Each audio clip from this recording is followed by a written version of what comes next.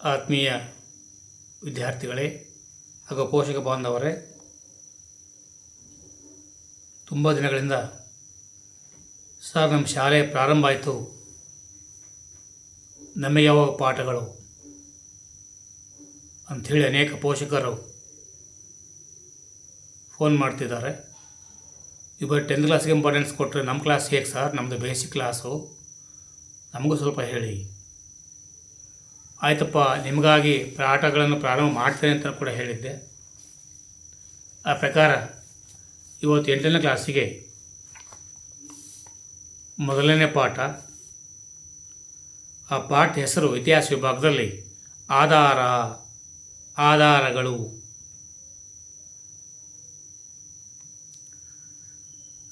ಇತಿಹಾಸ ಅಧ್ಯಯನದಲ್ಲಿ ಆಧಾರಗಳ ಪ್ರಾಮುಖ್ಯತೆ, ವಿವಿಧ ಸಾಹಿತ್ಯಿಕ ಆಧಾರಗಳು, ಪ್ರಾಕ್ತನ ಆಧಾರಗಳು, ಅದರ ಅರ್ಥ, ಪ್ರಾಮುಖ್ಯತೆ, ಮೌಖಿಕ ಆಧಾರಗಳು ಮತ್ತು ಐತಿಹ್ಯಗಳು ಅಂಥೇಳಿ ಕಲಿಕಾಂಶಗಳು ಬರ್ತವೆ.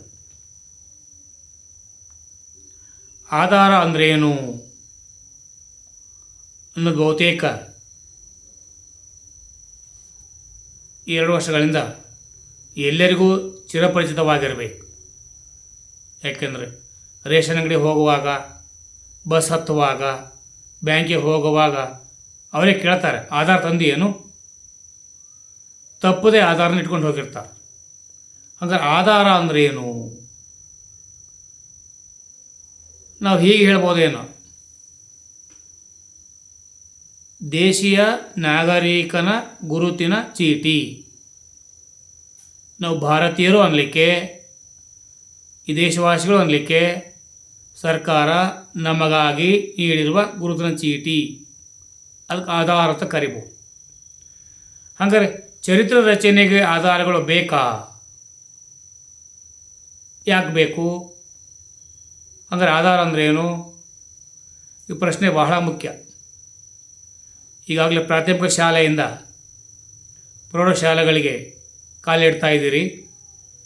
ವಿಷಯ ಪ್ರೌಢ ಹಂತದಲ್ಲಿ ಅತಿ ಹೆಚ್ಚಿರ್ತದೆ. ಚೆನ್ನಾಗಿ ಅರ್ಥೈಸ್ಕೊಳ್ಬೇಕು, ಮನನ ಮಾಡಿಕೊಳ್ಬೇಕು. ಆವಾಗ ಅದು ಅರ್ಥ ಆಗ್ತದೆ ಏನು ಅಂಥೇಳಿ. ಇತಿಹಾಸ ವಿದ್ಯಾರ್ಥಿ ಆಗಲಿಕ್ಕೆ ಇವೆಲ್ಲ ABCDಗಳಿದ್ದ ಹಾಗೆ.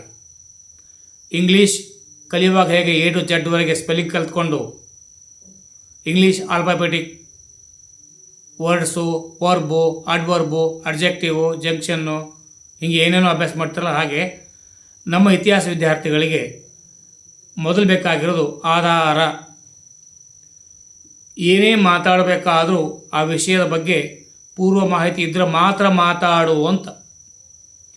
ಆ ವಿಷಯದ ಬಗ್ಗೆ ಪೂರ್ವ ಮಾಹಿತಿ ಇಲ್ಲ ಹೋದರೆ ಆ ವಿಷಯದ ಬಗ್ಗೆ ಮಾತಾಡ್ಲಿಕ್ಕೆ ಹೋಗಬೇಡ ಅಂತ ಹೇಳುತ್ತೆ ಆಧಾರ. ಅಂದರೆ ಆಧಾರ ಅಂದರೆ ಏನು? ಮಾನವನ ಗತಕಾಲದ ಚರಿತ್ರೆಯ ರಚನೆಗೆ ಬೇಕಾದ ಮೂಲ ಸಾಮಗ್ರಿಗಳು. ಮಾನವನ ಗತಕಾಲದ ಚರಿತ್ರೆಯ ರಚನೆಗೆ ಬೇಕಾದ ಮೂಲ ಸಾಮಗ್ರಿಗಳು. ಈ ಮೂಲ ಸಾಮಗ್ರಿಗಳನ್ನೇ ಆಧಾರಗಳು ಅಂತ ಕರಿತೇವೆ. ಅಂದರೆ ಆಯಾ ಕಾಲದ ಬದುಕಿನ ವಿವಿಧ ಆಯಾಮಗಳ ಬಗೆಗೆ ವಿವರಗಳು ನೀಡುತ್ತವೆ. ಗತಿಸಿ ಹೋದ ಸಂಗತಿಗಳನ್ನು ಸಂಬಂಧಿಸಿದ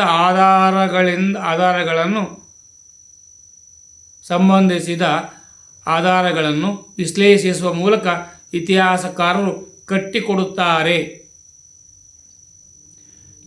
ನಿಖರ ಆಧಾರಗಳು ದೊರಕದೇ ಇದ್ದಾಗ ಲಭ್ಯವಿರುವ ಆಧಾರಗಳ ಮೇಲೆ ಊಹೆಗಳನ್ನು ಮಾಡಲಾಗುತ್ತದೆ. ಮಾನವನ ಚರಿತ್ರೆಯ ಅತ್ಯಂತ ಸಂಕೀರ್ಣವಾದದ್ದು. ಹೀಗಾಗಿ ಆಕಾರಗಳನ್ನು ವಿಶ್ಲೇಷಿಸುವಾಗ ವಿವಿಧ ಇತಿಹಾಸಕಾರರು ಭಿನ್ನ ಭಿನ್ನ ದೃಷ್ಟಿಕೋನಗಳಲ್ಲಿ ಅರ್ಥೈಸುವುದುಂಟು. ವಿಶ್ಲೇಷಣೆಗಳು ನಿರಂತರವಾಗಿ ನಡೆಯುತ್ತಿರುತ್ತವೆ. ಇತಿಹಾಸ ಅಂದ್ರೇನು? ಕೇವಲ ಚಾರಿತ್ರಿಕ ವ್ಯಕ್ತಿಗಳು, ಘಟನೆಗಳು, ನಿರ್ದಿಷ್ಟ ಹೋರಾಟಗಳ ಮೇಲ್ನೋಟದ ವಿವರಗಳನ್ನು ಅಧ್ಯಯನ ಮಾಡುವುದಷ್ಟೇ ಅಲ್ಲ, ಮಾನವನ ವಿಕಾಸದ ವಿವಿಧ ಹಂತಗಳನ್ನು ರೂಪುಗೊಳ್ಳುವುದರ ಹಿಂದಿನ ಸಂಕೀರ್ಣ ಪ್ರಕ್ರಿಯೆಯನ್ನು ಅರ್ಥಕೊಳ್ಳೋದು. ಈ ಪ್ರಕ್ರಿಯೆಯನ್ನು ಅರ್ಥಕೊಳ್ಬೇಕಾದ್ರೆ ವಿವಿಧ ಪ್ರಕಾರದ ಆಕಾರಗಳನ್ನು ನಾವು ಬಳಸ್ಕೊಳ್ತೇವೆ. ದಾಖಲೆಗಳನ್ನು ಕಲೆ ಹಾಕ್ತೇವೆ. ಅಧ್ಯಯನ ಮಾಡಿ ವಿಶ್ಲೇಷಣೆಗೆ ಒಳಪಡಿಸ್ತೇವೆ. ಸತ್ಯಕ್ಕೆ ಹತ್ತಿರವಾದ ವಸ್ತುನಿಷ್ಠತೆ ಅಂದರೆ ಅಬ್ಜೆಕ್ಟಿವಿಟಿ ಇತಿಹಾಸಕಾರರನ್ನು ಕಟ್ಟಿಕೊಡ್ತಾರೆ. ಸಂಶೋಧನಾ ವಿವಿಧ ವೈಜ್ಞಾನಿಕವಾದಷ್ಟು ಇತಿಹಾಸದ ಬರಹಗಳು ಮೌಲ್ಯಯುತವಾಗಿರುತ್ತವೆ. ಹಿಂದಿನ ತಲೆಮಾರುಗಳು ಬಿಟ್ಟು ಹೋಗಿರುವ ವ್ಯವಸಾಯಕ್ಕೆ ಸಂಬಂಧಿಸಿದ ಪರಿಕರಗಳು, ದೇವಾಲಯಗಳು, ಇತರೆ ಬಗೆಯ ಧಾರ್ಮಿಕ ಕಟ್ಟಡಗಳು, ಕೋಟೆಗಳು, ಶಾಸನಗಳು, ನಾಣ್ಯಗಳು, ಆಯುಧಗಳು, ಲಿಖಿತ ಸ್ವರೂಪದ ವಿವಿಧ ದಾಖಲೆಗಳು, ಕೃತಿಗಳು, ಇವುಗಳೆಲ್ಲವುಗಳಿಂದ ಕೂಡ ನಾವು ಇತಿಹಾಸವನ್ನು ರಚನೆ ಮಾಡಬಹುದು. ಆಧಾರಗಳು ಎಷ್ಟು ಪ್ರಕಾರಗಳು ಬರ್ತವೆ ಅಂತ ನಾವು ಪ್ರಶ್ನೆ ಮಾಡಿಕೊಂಡ್ರೆ ಆಧಾರಗಳನ್ನು ನಾವು ಹೀಗೆ ವಿಂಗಡಿಸಿ ನೋಡ್ಬೋದು. ಸಾಹಿತ್ಯಿಕ ಆಧಾರಗಳು, ಪ್ರಾಕ್ತನ ಆಧಾರಗಳು, ಮೌಖಿಕ ಆಧಾರಗಳು ಮತ್ತು ಐತಿಹ್ಯಗಳು. ಅದರ ಮೊದಲಿಗೆ ನಾವು ನೋಡೋಣ ಸಾಹಿತ್ಯಿಕ ಆಧಾರಗಳು ವಿಧಗಳು. ಈ ಸಾಹಿತ್ಯಿಕ ಆಧಾರಗಳು ಎಷ್ಟು ವಿಧ? 2 ವಿಧ. ಅವು ಯಾವ ಬರ್ತವೆ ಅಂತಂದರೆ ಒಂದು ದೇಶೀಯ ಸಾಹಿತ್ಯ, ಮತ್ತೊಂದು ವಿದೇಶಿ ಸಾಹಿತ್ಯ. ಹಾಗೆ ಪ್ರಾಕ್ತನ ಆಧಾರಗಳನ್ನು ಎಷ್ಟು ಭಾಗವಾಗಿ ನೋಡ್ಬೋದು? ಪ್ರಾಕ್ತನ ಆಧಾರಗಳನ್ನು ಮತ್ತೆ 4 ಭಾಗವಾಗಿ ನೋಡ್ಬೋದು ನಾವು. ಶಾಸನಗಳು, ನಾಣ್ಯಗಳು, ಸ್ಮಾರಕಗಳು ಮತ್ತು ಭೂ ಉತ್ಖನನಗಳು. ಈಗ ಆರಂಭಕ್ಕೆ ಸಾಹಿತ್ಯಿಕ ಆಧಾರಗಳು ನೋಡೋಣ. ಲಿಖಿತ ರೂಪ ಸಾಹಿತ್ಯವನ್ನು ದೇಶೀಯ ಸಾಹಿತ್ಯ ಮತ್ತು ವಿದೇಶಿ ಸಾಹಿತ್ಯ ಎಂಬುದಾಗಿ 2 ಭಾಗ ವಿಂಗಡಿಸ್ತೇವೆ. ಆಯಾ ಕಾಲಘಟ್ಟಗಳು ಲಿಖಿತ ಸಾಹಿತ್ಯ ಕೃತಿ ಕೊಡುತ್ತವೆ. ಅವು ನೇರವಾಗಿ ಚರಿತ್ರೆ ನಿಖರವಾಗಿ ಹೇಳದಿದ್ದರೂ ಅವುಗಳು ಆಯಾ ಕಾಲಘಟ್ಟ ಚರಿತ್ರೆಯನ್ನು ಪ್ರತಿಬಿಂಬಿಸುತ್ತವೆ. ವಿವಿಧ ಬಗೆಯ ವಿಶ್ಲೇಷಣೆಗಳ ಮೂಲಕ ಸಾಹಿತ್ಯಗಳು ಕಟ್ಟಿಕೊಟ್ಟ ಸತ್ಯಗಳನ್ನು ಇತಿಹಾಸಕಾರರು ವಿಶ್ಲೇಷಿಸಿದ್ದಾರೆ. ಈಗ ಸಾಹಿತ್ಯಿಕ ಆಧಾರಗಳಲ್ಲಿ ಎಷ್ಟು ವಿಧ ಅಂದರೆ 2 ವಿಧ: ದೇಶೀಯ ಸಾಹಿತ್ಯ, ವಿದೇಶಿಯ ಸಾಹಿತ್ಯ. ಭಾರತೀಯರಿಂದಲೇ ರಚನೆ ಆಗಿರೋ ಸಾಹಿತ್ಯವನ್ನು ದೇಶೀಯ ಸಾಹಿತ್ಯ, ಬರಹದ ರೂಪವನ್ನು ಪಡೆದಿರುವ ಎಲ್ಲ ಭಾರತೀಯ ಭಾಷೆಗಳಲ್ಲೂ ಈ ಸಾಹಿತ್ಯವನ್ನು ಕಾಣುತ್ತೇವೆ. ಸಂಸ್ಕೃತ, ಪ್ರಾಕೃತ, ಕನ್ನಡ, ತಮಿಳು, ತೆಲುಗು, ಮರಾಠಿ ಮುಂತಾದ ಎಲ್ಲ ಭಾರತೀಯ ಭಾಷೆಗಳು ಈ ಬಗ್ಗೆ ಶ್ರೀಮಂತ ಪರಂಪರೆ ಹೊಂದಿವೆ. ವಿಶಾಖದತ್ತನ ಮುದ್ರರಾಕ್ಷಸ, ಕಲ್ಲಡನ ರಾಜತರಂಗಿಣಿ, ಅಶ್ವಘೋಷನ ಬುದ್ಧ ಚರಿತ, ಕೌಟಿಲ್ಯನ ಅರ್ಥಶಾಸ್ತ್ರ, ಹಾಲನ ಗಾಥ ಸಪ್ತಶತಿ, ಬಾಣಭಟ್ಟನ ಹರ್ಷಚರಿತ, ಚಾಂದ್ ಬರ್ದಾಯಿ ಬರೆದಿರುವ ಪೃಥ್ವಿರಾಜರಾಸೋ, ಪಂಪನು ಬರೆದಿದ್ದಾನೆ ವಿಕ್ರಮಾರ್ಜುನ ವಿಜಯಂ. ಸಂಗಮ ಸಾಹಿತ್ಯ, ಬೌದ್ಧ ಸಾಹಿತ್ಯಗಳಾದ ತ್ರಿಪಿಟಕಗಳು, ಅಮೋಘ ವರ್ಷನ ಆಸ್ಥಾನದಲ್ಲಿದ್ದ ಶ್ರೀ ವಿಜಯನಿಂದ ರಚಿತವಾದ ಕವಿರಾಜ ಮಾರ್ಗ, ಇವೆಲ್ಲವೂ ದೇಶೀಯ ಸಾಹಿತ್ಯಗಳು ನೋಡ್ಬೋದು. ಈಗ ವಿದೇಶಿ ಸಾಹಿತ್ಯಕ್ಕೆ ಬಂದರೆ ವಿದೇಶಿ ಬರಹಗಾರರು, ಪ್ರವಾಸಿಗರು, ವಿದ್ವಾಂಸರು ರಚಿಸಿರುವಂತಹ ಗ್ರಂಥಗಳನ್ನು ನಾವು ಇವತ್ತು ವಿದೇಶಿ ಸಾಹಿತ್ಯ ಅಂತ ಕರೆಯುತ್ತೇವೆ. ಮೇಘಸ್ಥಾನಿಸ್ನ ಇಂಡಿಕಾ, ಹುಯಾನ್ ಸಾಂಗನ ಸಿ ಯೋಕಿ, ಪಾಹ್ಯಾನಿಂದ ರಚಿತವಾದ ಗೋ ಕೋಕಿ, ಸಿಲೋನಿನ ದೀಪವಂಶ ಮತ್ತು ಮಹಾವಂಶ, ಟಾಲಮಿಯ ಜಿಯಾಗ್ರಫಿ, ಬರೌನಿ ಅಥವಾ ಬರಾನಿ, ತಾರಿಕ್ ಎ ಫಿರೋಜ್ ಶಾಹಿ, ವಿಜಯನಗರ ರಾಜ್ಯಕ್ಕೆ ಬಂದು ಹೋದ ಫರ್ನಿಯೋ, ನ್ಯೂನೇಸ್, ಬಾರ್ಬೋಸಾ, ನಿಕಲಕೊಂಟಿ, ಇವರೆಲ್ಲರ ಕೃತಿಗಳನ್ನು ನಾವು ವಿದೇಶಿ ಸಾಹಿತ್ಯಕ್ಕೆ ಉದಾಹರಣೆಯಾಗಿ ನೋಡಬಹುದು. ಈಗ ಪ್ರಾಕ್ತನ ಆಧಾರಗಳು ಅಂದರೆ ಏನು? ಈ ಪ್ರಾಕ್ತನ ಆಧಾರಗಳನ್ನು ನಾವು ಪುರಾತತ್ವ ಆಧಾರಗಳು ಅಂತ ಕರಿತೇವೆ. ಸಂಶೋಧನೆ ಮತ್ತು ಉತ್ಖನನಗಳಿಂದ ದೊರೆತಿರುವ ಶಾಸನಗಳು, ನಾಣ್ಯಗಳು, ಸ್ಮಾರಕಗಳು, ಮಡಿಕೆ ಕುಡಿಕೆ ಇನ್ನಿತರ ಪಳೆಯುಳಿಕೆಗಳನ್ನು ನಾವು ಪ್ರಾಕ್ತನ ಆಧಾರ. ಭೂತ್ಖನನಗಳಿಂದ ದೊರೆತಿರುವಂಥ ಶಾಸನ, ನಾಣ್ಯಗಳು, ಸ್ಮಾರಕಗಳು, ಮಡಿಕೆ ಕುಡಿಕೆ ಇನ್ನಿತರ ಪಳೆಯುಳಿಕೆಗಳನ್ನು ಪ್ರಾಕ್ತನ ಆಧಾರ. ಭೂಗರ್ಭದಲ್ಲಿ ಸಿಗುವ ವಸ್ತುಗಳು ಪ್ರಾಕ್ತನ ಆಧಾರಗಳೇ. ಹರಪ್ಪ ನಾಗರಿಕತೆ ಇದಕ್ಕೊಂದು ಉದಾಹರಣೆ. ಶಾಸನಗಳು ಇದರಲ್ಲಿ ಬರ್ತಕ್ಕಂಥದ್ದು ಆಯಾ ಕಾಲದ ಜೀವಂತ ಸಾಕ್ಷಿಗಳು. ಧರ್ಮ, ಸಂಸ್ಕೃತಿ, ಆರ್ಥಿಕತೆ, ಆಡಳಿತ ಇನ್ನಿತರ ಅಂಶಗಳ ಬಗ್ಗೆ ಮಾಹಿತಿಯನ್ನು ಒದಗಿಸುತ್ತವೆ. ನಮ್ಮ ದೇಶದಲ್ಲಿ ನಮಗೆ ದೊರೆತಿರುವ ಅತ್ಯಂತ ಪ್ರಾಚೀನ ಶಾಸನ ಮೌರ್ಯ ಚಕ್ರವರ್ತಿ ಅಶೋಕನ ಹೊರಡಿಸಿದ ಶಾಸನವಾಗಿದೆ.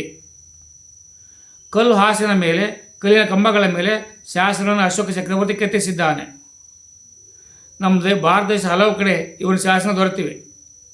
ಇವೆಲ್ಲ ಬಹುತೇಕ ಬ್ರಾಹ್ಮಿ ಲಿಪಿ, ಖರೋಷ್ಠಿ ಲಿಪಿ, ಪ್ರಾಕೃತ ಭಾಷೆಯಲ್ಲಿವೆ. ಗ್ರೀಕ್, ಅರಮಿಕ್ ಭಾಷೆಗಳಲ್ಲಿಯೂ ಕೆಲವು ಶಾಸನಗಳು ದೊರೆತಿವೆ. ಅಶೋಕನ ಶಾಸನಗಳು ಕರ್ನಾಟಕದ ಮಸ್ಕಿ, ಬ್ರಹ್ಮಗಿರಿಯಲ್ಲಿಯೂ ಲಭ್ಯ. ಕನ್ನಡ ಭಾಷೆ ದೊರೆತಿರುವ ಮೊದಲ ಶಾಸನ ಹಲ್ಮಿಡಿ ಶಾಸನ. ಕದಂಬ ಮಂತ್ರಕ್ಕೆ ಸೇರಿದ ಕಾಕೂತ್ಸು ಉರ್ಮನ ಆಡಳಿತದ ಅವಧಿಯಲ್ಲಿ ರಚಿತವಾಗಿರುವ ಸಮುದ್ರಗುಪ್ತನ ಅಲಹಾಬಾದ್ ಸ್ತಂಭ ಶಾಸನ, ಇಮ್ಮಡಿ ಪುಲಿಕೇಶಿಯ ಐಹೊಳೆ ಶಾಸನ, ಕಾರವೇಲನ ಹಾತಿಗುಂಪ ಶಾಸನ, ಚೋಳರ ಉತ್ತರ ಮೇರೂರು ಶಾಸನ ಮುಂತಾದವುಗಳ ಮಹತ್ವ ಇತಿಹಾಸ ರಚನೆಯಲ್ಲಿ ಹಿರಿದಾದುದು. ಈಗ ನಾಣ್ಯಗಳು ನೋಡಿದರೆ ಸ್ವರೂಪ, ವಿಕಾಸ, ಬೆಳವಣಿಗೆ ಬಗ್ಗೆ ತಿಳಿದುಕೊಳ್ಳುವ ಶಾಸ್ತ್ರವೇ ನಾಣ್ಯಶಾಸ್ತ್ರ. ಅಂದರೆ ನಾಣ್ಯಗಳ ಸ್ವರೂಪ, ಅವುಗಳ ವಿಕಾಸ, ಅವುಗಳ ಬೆಳವಣಿಗೆ ತಿಳಿಸಿಕೊಡ್ತಕ್ಕಂಥ ಅಧ್ಯಯನವೇ ನಾಣ್ಯಶಾಸ್ತ್ರ. ಲೋಹಗಳನ್ನು ಬಳಸಿ ನಾಣ್ಯಗಳು ತೆಗೆಸಲಾಗಿದೆ. ಚರಿತ್ರೆ ರಚನೆಯಲ್ಲಿ ಇವುಗಳ ಪಾತ್ರವೂ ಕೂಡ ಬಹುಮುಖ್ಯ. ರಾಜರು, ಅಧಿಕಾರ ಸಂಕೇತಗಳು, ಕಾಲಮಾನ, ಆಗಿನ ಧರ್ಮ, ಸಂಸ್ಕೃತಿ, ಆಡಳಿತ ಮತ್ತು ಅವರು ಬೆಳೆದಂಥ ಬೆಳೆಗಳು ಮತ್ತು ಅವರ ಹವ್ಯಾಸಗಳನ್ನು ಕೂಡ ನಾವು ನೋಡ್ತೇವೆ. ಪೀಟಿಲ್ ನುಡಿಸತಕ್ಕಂಥದ್ದು, ಬರಹ ಬರೀತಕ್ಕಂಥದ್ದು ಸಿಕ್ಕಿದೆ. ಸಮುದ್ರಗುಪ್ತನ 7 ಪ್ರಕಾರದ ಚಿನ್ನ ನಾಣ್ಯಗಳನ್ನು ಹೊರಡಿಸಿದ್ದ. ಸ್ಮಾರಕಗಳಿಗೆ ಬಂದರೆ ಸಂಸ್ಕೃತಿಯ ಪರಂಪರೆ ಜೀವಂತ ಸಾಕ್ಷಿಗಳಾಗಿ ಉಳಿದುಕೊಂಡ ಕಟ್ಟಡಗಳನ್ನು ಸ್ಮಾರಕಗಳು ಎಂದು ಕರೆಯುತ್ತೇವೆ. ಉದಾಹರಣೆಗೆ ದೇವಾಲಯದ ಬಸದಿ, ಚೈತ್ಯಾಲಯ, ಸ್ತೂಪ, ಅರಮನೆ, ಕೋಟೆ, ಮೂರ್ತಿಶಿಲ್ಪ. ಅಶೋಕನ ಸ್ತಂಭಗಳು, ಅಜಂತ, ಎಲ್ಲೋರಾ, ಎಲಿಫೆಂಟಾ ಗುಹೆಗಳು, ಶಿಲ್ಪಗಳು, ಬಾದಾಮಿ, ಪಟ್ಟದಕಲ್ಲು, ಐಹೊಳೆ ಸ್ಮಾರಕಗಳು ಭಾರತ ಭವ್ಯ ಪರಂಪರೆಯ ಕುರುಹುಗಳಾಗಿವೆ. ಭಾರತದ ಭವ್ಯ ಪರಂಪರೆಯ ಕುರುಹುಗಳು ಯಾವುವು ಅಂತ ಕೇಳಿದರೆ ಅಜಂತ, ಎಲ್ಲೋರಾ, ಎಲಿಫೆಂಟಾ ಗುಹೆಗಳ ಶಿಲ್ಪಗಳು, ಬಾದಾಮಿ, ಪಟ್ಟದಕಲ್ಲು, ಐಹೊಳೆ ಇಲ್ಲಿರುವಂಥ ಗುಹೆಗಳು, ವಿಜಯಪುರ ಗೋಲಗುಮ್ಮಟ, ಪಿಸುಮಾತನ ಮೊಗಸಾಲೆ, ಕಾಲಘಟ್ಟದ ವಿಜ್ಞಾನ ತಂತ್ರಜ್ಞಾನ ಪ್ರಬುದ್ಧತೆಗೆ ಸಾಕ್ಷಿಗಳಾಗಿವೆ. ಈಗ ಭೂ ಉತ್ಖನನಗಳಿಗೆ ಬಂದರೆ ಭೂಮಿಯಲ್ಲಿ ಹುದುಗಿ ಹೋಗಿರುವ ಅವಶೇಷಗಳನ್ನು ವೈಜ್ಞಾನಿಕ ಕ್ರಮಗತಿಯಲ್ಲಿ ಅಗೆದು ತೆಗೆದು ಭೂ ಉತ್ಖನನ. ಭೂಮಿಯಲ್ಲಿ ಹುದುಗಿ ಹೋಗಿರುವ, ಭೂಮಿಯೊಳಗೆ ಹುದುಗಿ ಹೋಗಿರತಕ್ಕಂಥ ವಸ್ತುಗಳನ್ನು ಅಗೆದು ತೆಗೆಯುವಂತಹ ವ್ಯವಸ್ಥೆಗೆ ಭೂ ಉತ್ಖನನಗಳು. ಉದಾಹರಣೆಗೆ ಬೆಂಬಿಟ್ಕಾ ಮಧ್ಯಪ್ರದೇಶದ ಒಂದು ಗುಹೆ, ಸಂಗನಕಲ್ಲು ಮುಂತಾದ ಕಡೆಗಳಲ್ಲಿ ನಡೆಸಿದ ಭೂ ಉತ್ಖನನಗಳಿಂದಾಗಿ ಶಿಲಾಯುಗ ಸಂಸ್ಕೃತಿಯ ಇತಿಹಾಸ, ಹರಪ್ಪ, ಮೊಹೆಂಜೊದಾರೋ ಮುಂತಾದ ಕಡೆಗಳಲ್ಲಿ ನಡೆಸಿದ ಭೂ ಉತ್ಖನನಗಳಲ್ಲಿ ದೊರೆತ ಅವಶೇಷಗಳಿಂದ ಸಿಂಧೂ ನಾಗರಿಕತೆಯ ಇತಿಹಾಸವನ್ನು ಪುನರ್ ರಚನೆ ಮಾಡಲಾಗಿದೆ. ಮೌಖಿಕ ಆಧಾರಗಳಿಗೆ ಬಂದರೆ ಮೌಖಿಕ ಪರಂಪರೆಯು ಮಾನವ ಸಮಾಜದ ನೆನಪುಗಳು, ಚರಿತ್ರೆಯೂ ಹೌದು. ಬಹುಮುಖ ಪರಂಪರೆಯನ್ನು ಅರ್ಥ ಮಾಡಿಕೊಳ್ಳಲು ಮೌಖಿಕ ಆಕಾರಗಳನ್ನು ಬಳಸಿಕೊಳ್ಳಲಾಗಿದೆ. ಅನಾದಿ ಕಾಲದಿಂದಲೂ ಮಾನವನು ತನ್ನ ಅನುಭವ, ನೆನಪುಗಳನ್ನು ಹಾಡು, ಕಾವ್ಯ, ಲಾವಣಿ ರೂಪಗಳಲ್ಲಿ ಮೌಖಿಕವಾಗಿ ತಲೆಮಾರಿನಿಂದ ತಲೆಮಾರಿಗೆ ಉಳಿಸಿಕೊಂಡು ಬಂದಿದ್ದಾನೆ. ಮೌಖಿಕ ಸಾಹಿತ್ಯವು ಸ್ಥಳೀಯ ಇತಿಹಾಸವನ್ನು ತಿಳಿಯಲು ಸಹಾಯಕವಾಗಿದೆ. ಚಿತ್ರದುರ್ಗದ ನಾಯಕರು ಕೆಂಪೇಗೌಡ, ಟಿಪ್ಪು ಸುಲ್ತಾನ್, ಸಂಗೊಳ್ಳಿ ರಾಯಣ್ಣ, ಕಿತ್ತೂರು ಚೆನ್ನಮ್ಮ, ವೀರಸಿಂಧೂರು ಲಕ್ಷ್ಮಣ, ಮೇಡೋಸ್ ಟೇಲರ್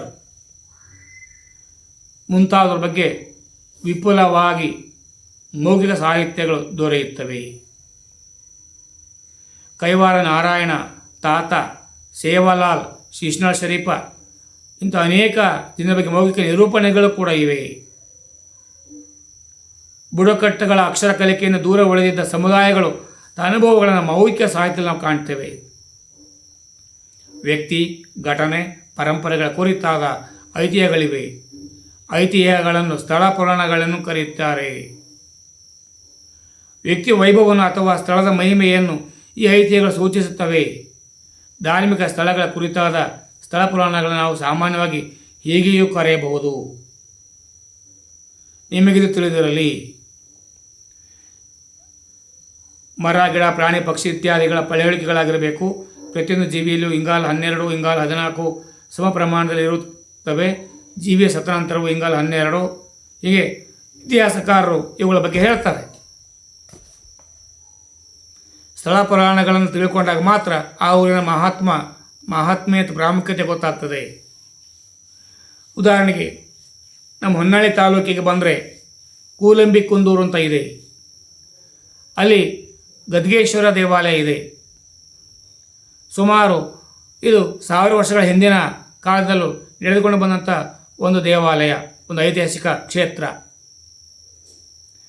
ನೀವು ಮೊದಲೇ ಆ ಕ್ಷೇತ್ರಕ್ಕೆ ಭೇಟಿ ಕೊಟ್ಟು ಅಧ್ಯಯನ ಮಾಡಿದ ಮೇಲೆ ತರಗತಿಗಳಿಗೆ ಹೋದರೆ ಮಕ್ಕಳು ತುಂಬ ಚೆನ್ನಾಗಿ ಅಭ್ಯಾಸ ಮಾಡ್ತಾರೆ.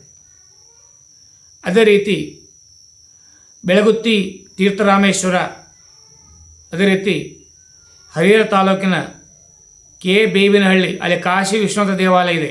ಸುಮಾರು 4000 ವರ್ಷಗಳ ಇತಿಹಾಸ ಅಲ್ಲಿನ ಸ್ಥಳಕ್ಕೆ ಮಹಾತ್ಮೆಯನ್ನು ನೀಡಲಾಗಿದೆ.